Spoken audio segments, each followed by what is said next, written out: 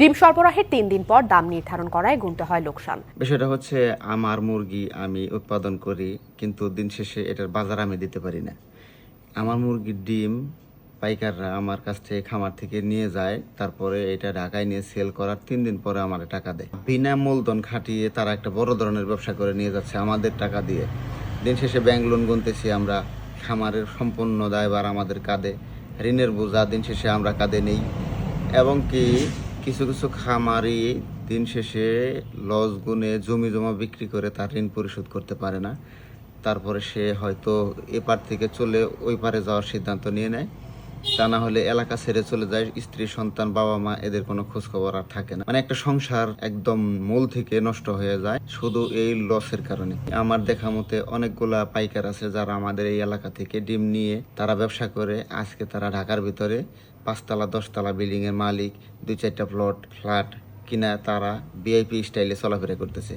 কিন্তু এখানকার যে খামারি প্রান্তিক পর্যায়ের তাদের কাছ থেকে ডিম নিয়ে যাচ্ছে, তাদেরকে ওই দিন কোনো টাকা তারা দিতেছে না, 3 দিন পরে তাদের টাকা দিতেছে। তার মানে কি হচ্ছে, আমার ডিমটা নিয়ে সে নগদ টাকায় বিক্রি করে তারপরে সেখান থেকে তার লাভ এবং কেয়ারিং খরচ সম্পূর্ণ অল এভরিথিং রাখার পরে বাদবাকি যে টাকা আছে ওইখান থেকে আমার টাকা দিতেছে।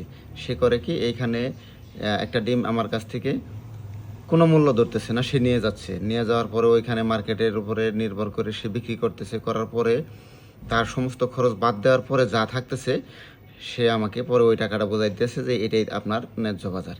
এইটা যদি খামারিদের প্রতিনিয়ত মেনে নিতে হয় তাহলে আপনাদের এক একটা ডিম 20 টাকা 30 টাকা করেও খাইতে হবে। আর হচ্ছে যে উৎপাদন তো বাংলাদেশে আর হবে না, আপনাদের বাইরে থেকে আমদানি করে ইন্ডিয়া, স্পেশালি ইন্ডিয়া পাকিস্তান এদিক থেকে আপনাদের ডিম আইনে তারপরে খাইতে হবে। আর কিছু কর্পোরেট কোম্পানি আছে যারা তো মনে করেন যে বাংলাদেশটা তো একটা সিন্ডিকেটের সিস্টেমে বন্দি।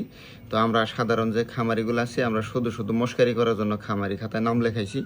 আমরা এর থেকে মানে যদি নিকৃষ্ট কোনো কাজ থাকতো ওইটাও যদি করতাম, দিন শেষে আমাদের ঋণের বোঝা মাথায় নিতে হইতো না।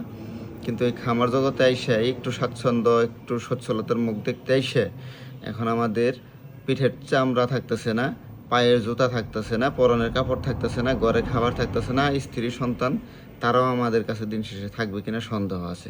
প্রত্যেকটা পণ্যের নির্দিষ্ট একটা বাজার মূল্য থাকে।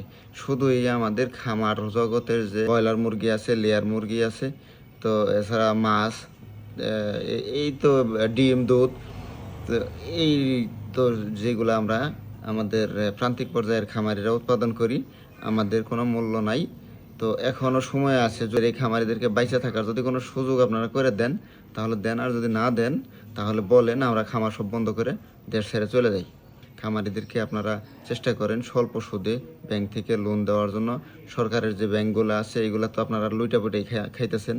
তো এর ভিতর থেকে আমাদের খামারি যারা ছোট ছোট উদ্যোক্তা যারা আছে তাদেরকে আপনারা একটু স্বাবলম্বী হওয়ার সুযোগ করে দেন। কথাগুলো যদি ভালো লাগে সমস্ত খামারি ভাই আপনারা ভিডিওটা শেয়ার করে দ্রুত সারা বাংলাদেশের সকল খামারিদের হাতে পৌঁছে দেবেন।